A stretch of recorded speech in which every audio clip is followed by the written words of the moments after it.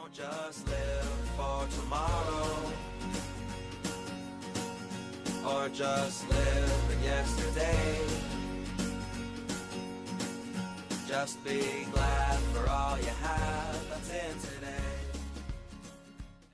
Hey everyone, Connie here, and welcome to my blind reaction to High Score Girl Episode 4.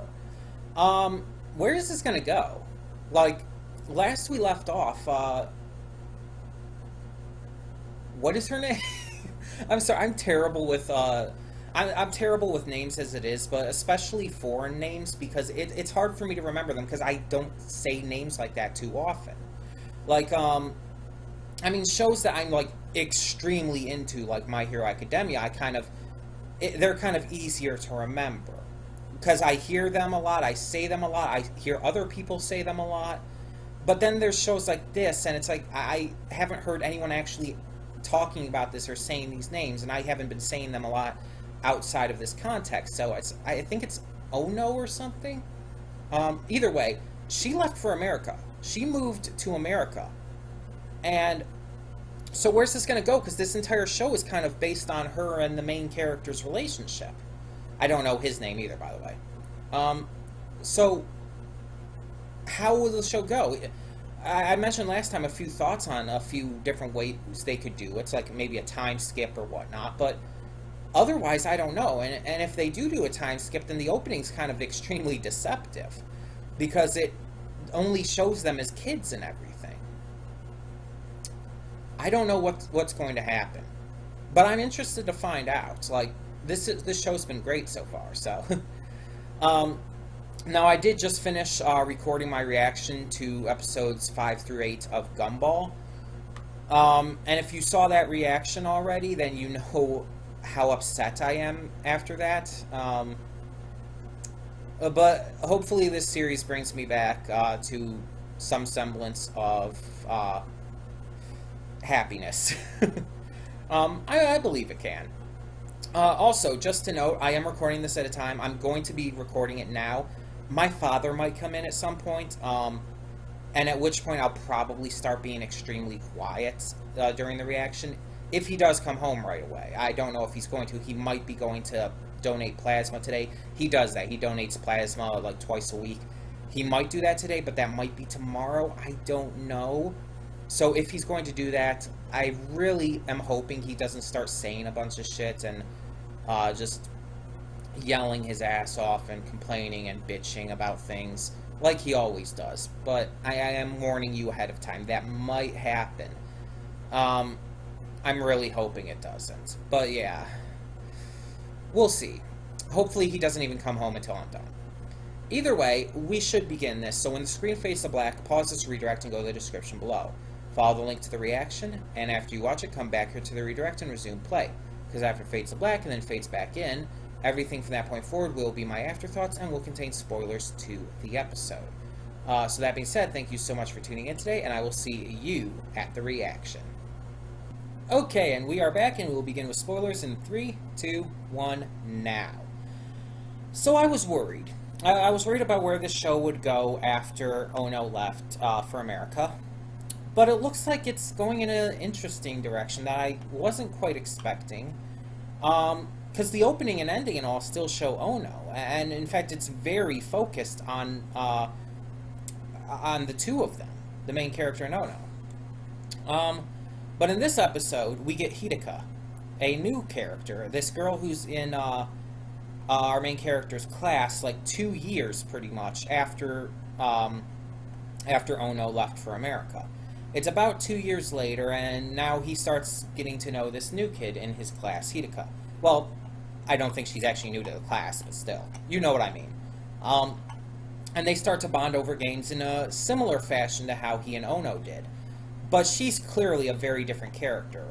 While Ono was very skilled and knowledgeable about games already, Hideka is not. In fact, despite her, I guess, grandfather, from what I gathered, despite him having these arcade cabinets and stuff, and despite him seeming to be into gaming, she's not into it at all. She's never been into it. She's never really understood it.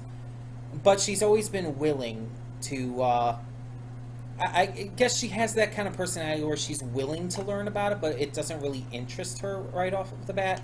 It's not really something she's ever really had a great or found value in. But she starts to see how passionate he is about everything, about the games. And so she starts to put in a little interest as well. And she starts to end up clearly, very clearly, developing a crush on him. She starts seeing his passion and really appreciating. Because from what I gathered, it almost seems like she kind of feels bored with her life. And so to see his kind of passion and energy for something, it almost kind of inspires her. And that's beautiful. Like, this show continues to show just so many amazing, beautiful things like that. This girl who clearly didn't have much going on with her life, who kind of isolated herself from people, it seems. Like, it kind of mentioned she'd rather stay home alone, and she always refused to go to Christmas parties and stuff. And I mean, like, that's all well and good. You're allowed to do that. But it definitely seemed like she was the kind of person who was isolating herself. Who was, I wouldn't say shy around others, but just, she didn't really have much in common with the other kids and kind of felt like she was just not connecting with them.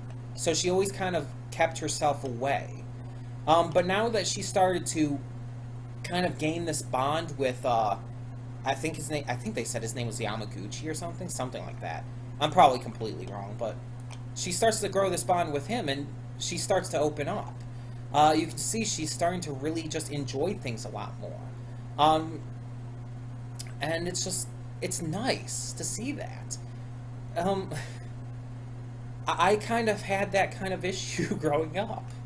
Up to a certain point, I was pretty active with friends. I had a good amount of friends in school and outside of school, and I would play stuff with them. When I was growing up, I was big into stuff like Beyblades and all. I was really into Beyblades for a while, but I would like play basketball.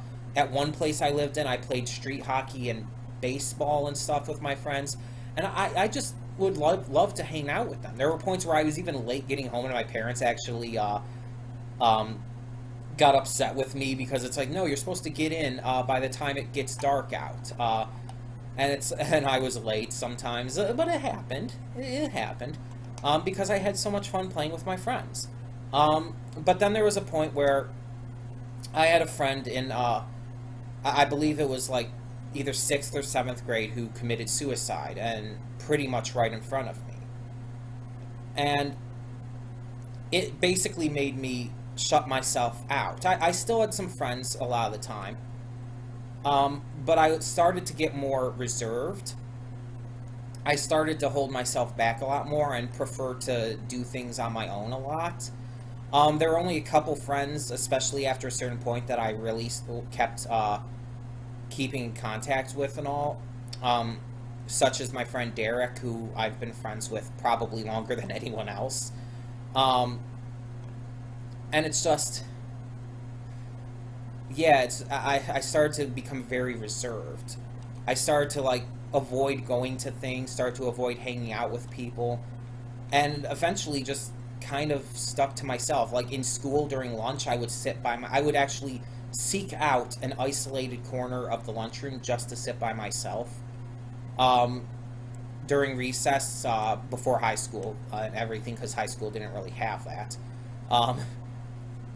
During recess, though, I would, at least not the high schools I went to, I would just stay by myself, do my own thing, and things just kind of went down for me. But then, really, during high school, I'd say probably during my last 2 years, I started to make more friends and started to become more active, like hanging out with them and doing stuff. And I was still very reserved, and by that point I had become so reserved, like I was very quiet around people, I was very shy, very anxious, and it kind of affected me, like, pretty much the entire rest of my life. And even to this point, like, I can't even talk very well in front of family. Like, at family gatherings and stuff, I tend to sit alone and do my own thing most of the time. It's just, I developed a social anxiety that has crippled me. And it's not something that I've been able to get past for the most part.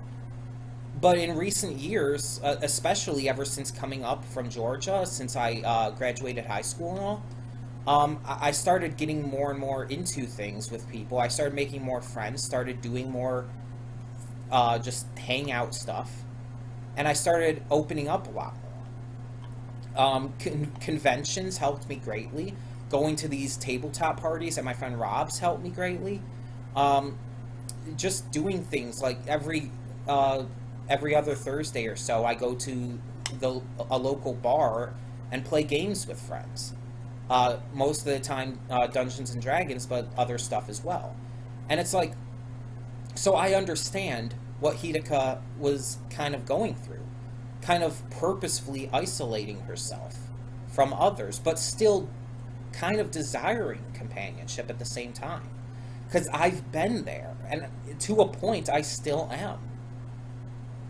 And she found a certain friend who has helped her open up and helped her find something to care about, something to appreciate and find passion in, like he does.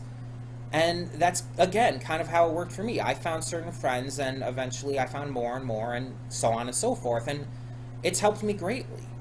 I'm definitely a lot less shy and nervous around people than I used to be. Believe me, I still am. It's by no means gone away. But it's definitely a lot less than it used to be. Because of all the just getting out there I've done. Trying new things. Doing things I never thought I would ever do. Even doing YouTube like this has helped me come out of my shell in a lot of ways. The coming out of your shell thing was even used in this episode. The main character, he never saw himself as being in a shell. He never saw himself as like being that isolated, shy, kind of timid person around others. He just does what he does because it's what he is passionate about. It's what he enjoys. He never saw himself as being in that shell like she is. But he's helping her, even if unintentionally, come out of it. This show continues to impress me. It is definitely the dark horse of the season. It's giving these relatable characters who have gone through so many just real issues. It's giving these situations that really make you think and really connect with the characters. It's making you care. And it almost feels like he cares about you. Like the creator of this show it almost feels like he or she is telling us as viewers that it's okay.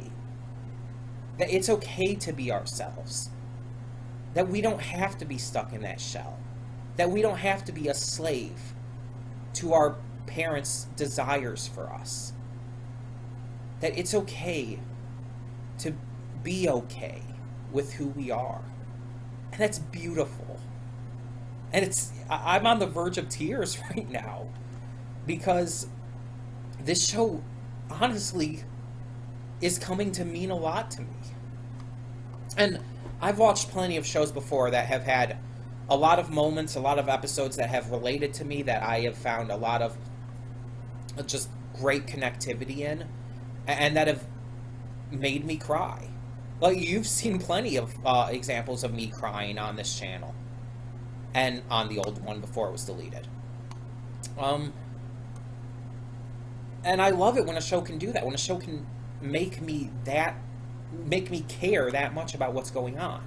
And especially in a situation like this, where it's relatable, where it's believable, where it's real, to the point where it's like I said, like it is telling us that it's okay. It just feels so welcoming, so accepting.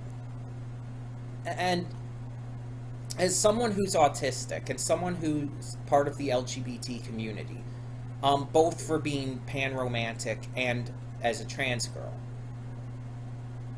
I hate to use those in this way, but it almost makes it feel like that much more for me when when this show is telling me that it's okay to be okay with who I am. It kind of feels like it's, even reaching out to things like that. Again, unintentionally, because obviously it's not having any trans characters or, to our knowledge, LGBT characters in here. But it's kind of just giving that all-inclusive, generalized idea of self-acceptance. That it can apply to almost anything, almost any of these kinds of situations. Whether you're just someone who needs to come out of your shell, whether you're someone who struggles with overzealous parents, or whether you're a trans person like me, who struggles with being accepted and being loved. This show just means so much. And I love it. I really appreciate what this show is doing.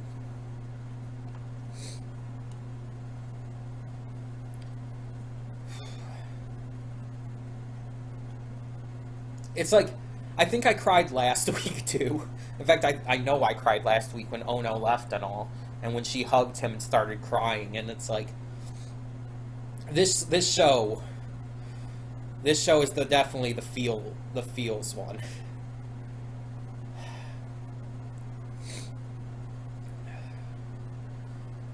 Okay. I'm so happy for that I got into this. I was, when I first heard about this show, I was on the fence about whether or not I was even going to check it out. This is one of those shows that I kind of like was only vaguely interested in, and only really because it was about video games to a degree. That was what got me interested enough to check it out. But even then, I was kind of on the fence. I was like, is this really something I'm going to be interested in? Is this really something I'm going to want to continue?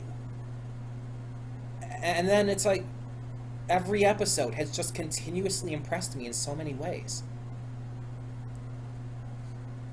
So many mature themes and ideas that aren't like beaten into your head.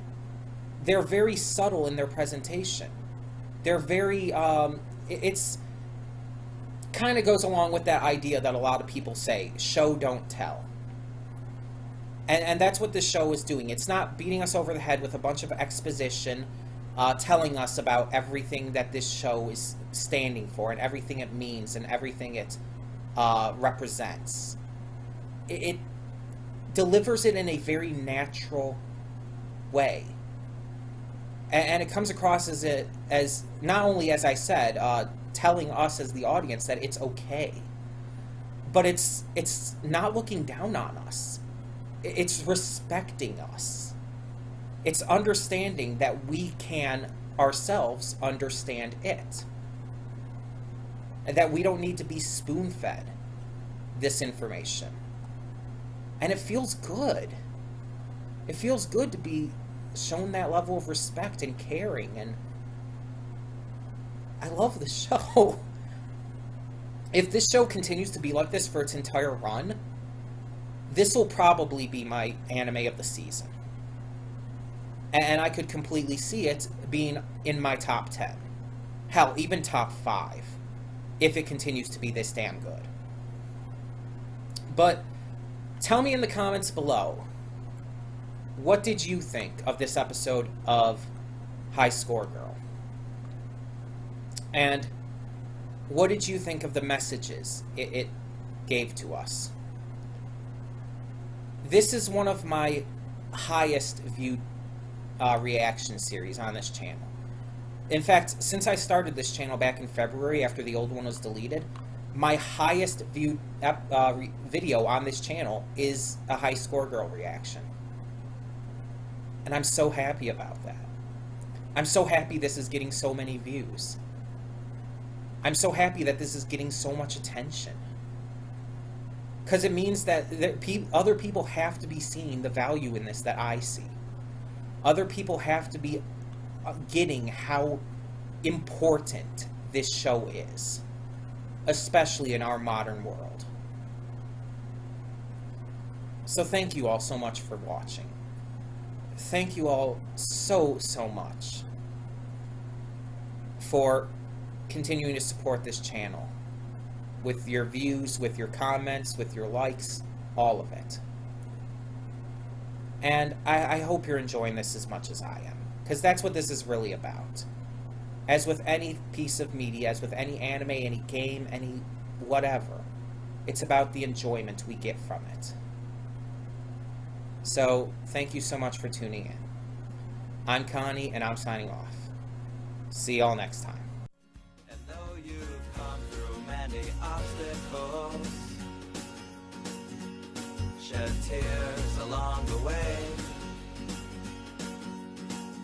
you're still standing, live, love, laugh.